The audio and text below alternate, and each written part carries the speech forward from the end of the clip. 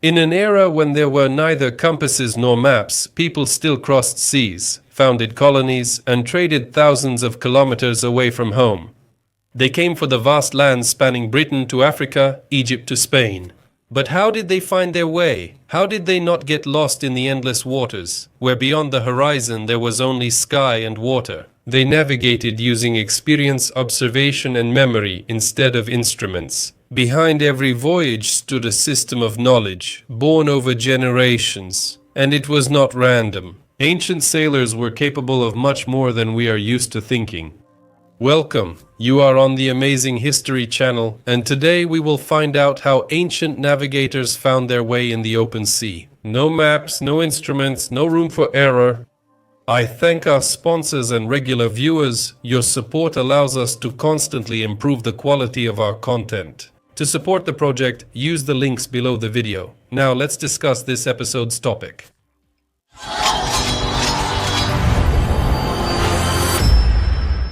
When people talk about Egypt, they most often imagine the Nile, the great river on which all life depended. The Egyptians were indeed masters of river navigation. Their boats traveled from the delta to Thebes, transporting grain, stone, and people. But it would be a mistake to limit ourselves to the Nile. The Egyptians sailed the open sea long before sails and compasses existed. As early as the 3rd millennium before Christ, they were building seagoing ships for voyages on the Red Sea. The most famous destination was the legendary land of Punt, which supplied incense, resins, gold, ebony, and live monkeys.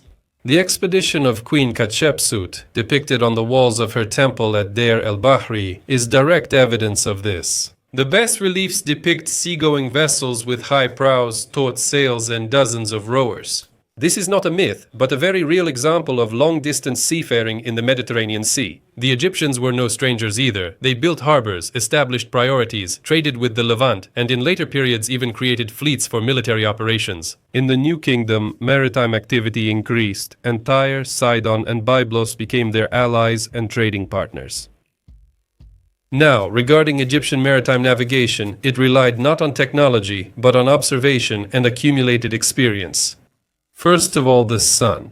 Its movement across the sky allowed them to determine the time of day and direction on a clear day. A sailor who knew east and west could find everything else too. The Egyptians also considered the Red Sea wind direction. The monsoons blowing in the summer helped them reach their destination, and in the winter, return back. These seasonal cycles were well known and used with an accuracy comparable to modern navigation. The coastline served as a kind of map, and sailing was mainly done along the shore, as it was easier to keep track of landmarks that way. Generations memorized capes, bays, hills, and even the shape of clouds over land. Captains knew the shape of the route, passing it down orally like a formula. Go this far toward the sunrise until you see certain rocks, then turn toward the wind. Special importance was given to the knowledge of sea currents and the color of the water. Where the sea became murkier, shallow waters began. Where the water turned a deep blue, the open sea stretched out. These signs made it possible to navigate even without visual contact with the shore. The experience of sailors, passed down from generation to generation, formed the foundation for safe sea voyages, and their successes proved it. To go out to the open sea and return back, no complicated instruments were needed, just an understanding of nature, discipline, and tradition. The Minoan civilization, which flourished on Crete in the 2nd millennium before Christ, is considered one of Europe's earliest true maritime powers. While the Egyptians mostly stayed close to the shores, the Minoans made the sea their home, their fleet sailing across the Aegean Sea, bringing goods and culture to the islands and mainland coasts. From the Cyclades to Mycenae, from the Levant to possibly Sicily. Minoan ships were built not only for coastal navigation, but also for the open sea. They had high sides and a curved bow, which made them stable on the waves. Archaeological finds in Akrotiri on Santorini and traces of Minoan pottery in Egypt and Cyprus show that the Minoans were confident navigating far from land. How did they do it? First of all, by the sun and stars.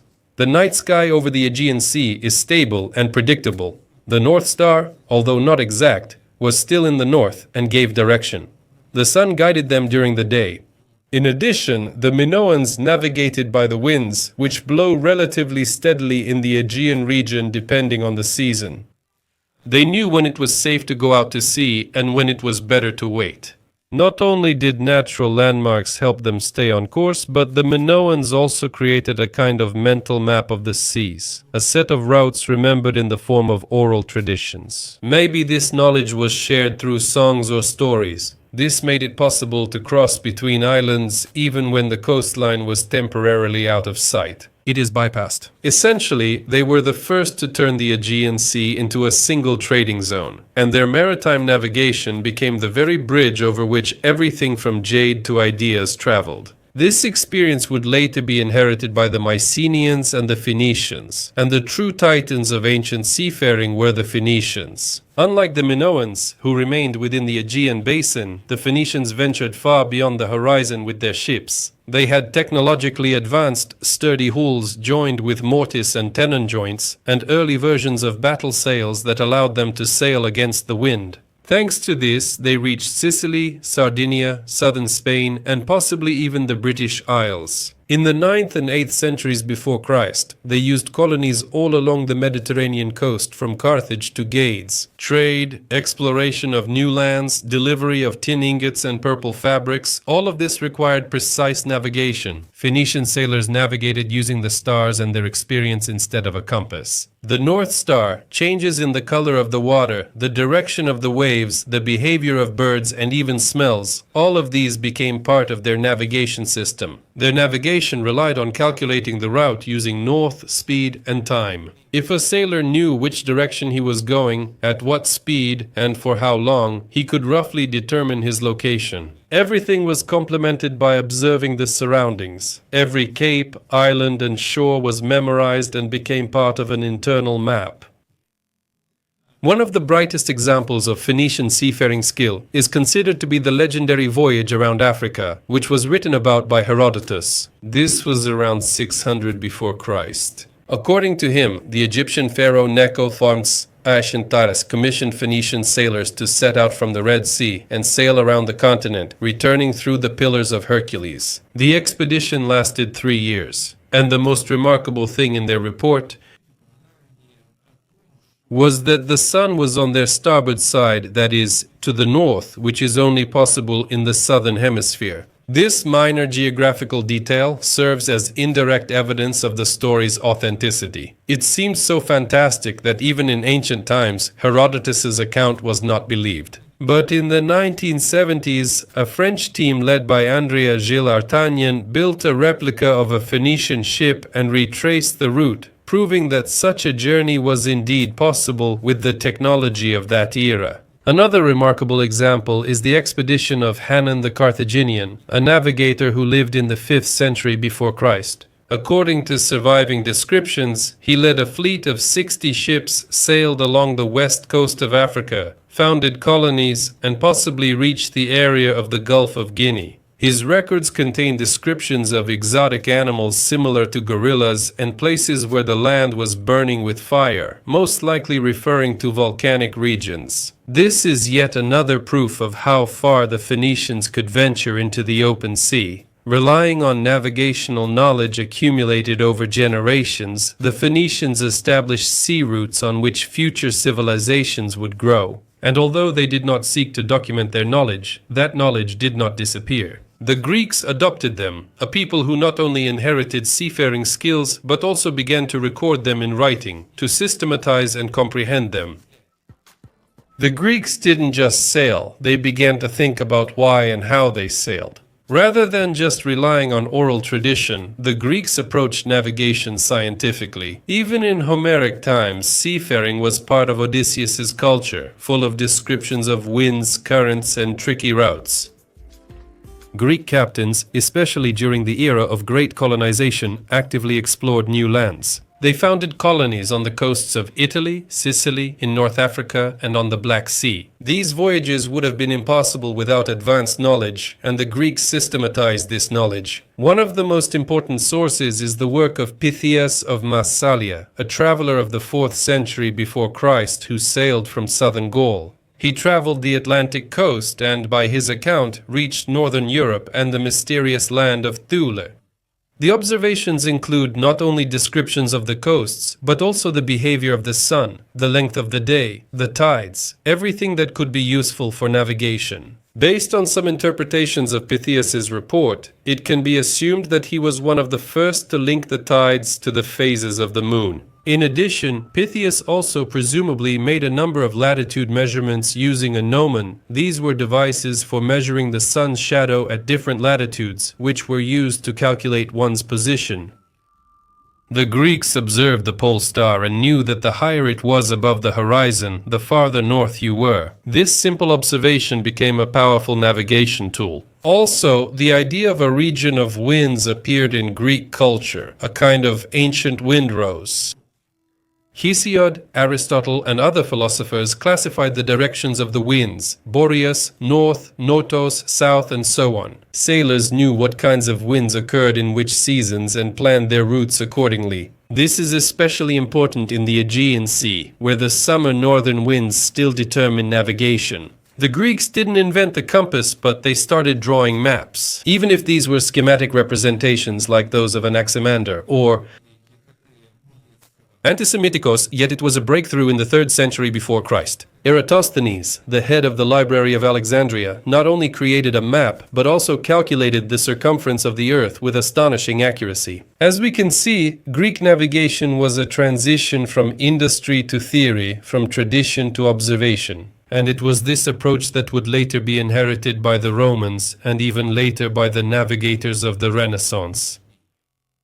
While the Phoenicians were sailing the Mediterranean Sea, something equally remarkable was happening in another part of the world. The Polynesians, the peoples who settled thousands of islands in the Pacific Ocean from New Zealand to Hawaii and Easter Island, had no compasses, no writing, and no metal tools. But they crossed vast distances across the open ocean, navigating solely by natural signs. They navigated by memorizing which stars were above the horizon when traveling to each island. This knowledge was passed down orally in the form of special songs and formulas where each star, wind, and current had its own place. They even noticed the shape of the waves, how they reflected off the islands, and how they behaved under different winds. This allowed them to sense the approach of land from tens of kilometers away, even if it was not yet visible. They also used stick charts made from thin rods representing waves and directions, with shells attached at the locations of islands. But they didn't take these charts with them on their journeys. They were a learning tool, not a navigational instrument. Modern experiments, including sailing on reconstructed boats without instruments, have confirmed that this system really works. In 1976, the Polynesian vessel Hokulea crossed the route from Hawaii to Tahiti, navigated without any technology, using only the stars, currents, and winds. This knowledge was almost lost in the 20th century, but today Polynesian peoples are reviving the navigational traditions that for centuries helped them live in one of the most challenging marine environments on Earth. Today, it may seem incredible that someone could cross the sea without maps, a compass, or navigation instruments. But for ancient seafarers, navigation was less about technology and more a part of their cultural experience. They relied not on precise coordinates, but on collective memory, knowledge that was accumulated and passed down from generation to generation. The elders taught the young which stars would lead to the right island, which wind would bring the right current, and how to tell the nearness of land by the color of the water and the behavior of birds. It was an oral science tested by time and hundreds of voyages. The navigation of the ancients was based on observation, the rhythms of nature, and constant practice. They didn't just look at the stars, they lived among them, knowing when each star would rise and where it would be. By morning, they could feel the direction of the waves, the humidity of the wind, and the breaks in the horizon. They remembered every cape and shore like a poem, vividly, with associations, songs, and legends. Phoenicians, Egyptians, Minoans, Greeks, and even Asians on the other side of the planet. All of them found landmarks in nature and passed this knowledge down orally, and it worked. Navigation without maps. This story isn't about the Dark Ages, but about a deep understanding of the surrounding world. People were able to navigate without instruments because they had tools honed over centuries and an attention to detail that we've almost lost. It wasn't an alternative navigation culture, but one just as effective as the one we're used to. And when we talk about global positioning system satellites and digital maps today, it's important to remember that it all started with observing the stars, the wind, and the waves. And in this sense, ancient sailors were just as precise in their own way as modern captains. It's just that their navigator was the ocean. Well, that's all from me. Thank you for watching, and I'll see you in the next video. Bye.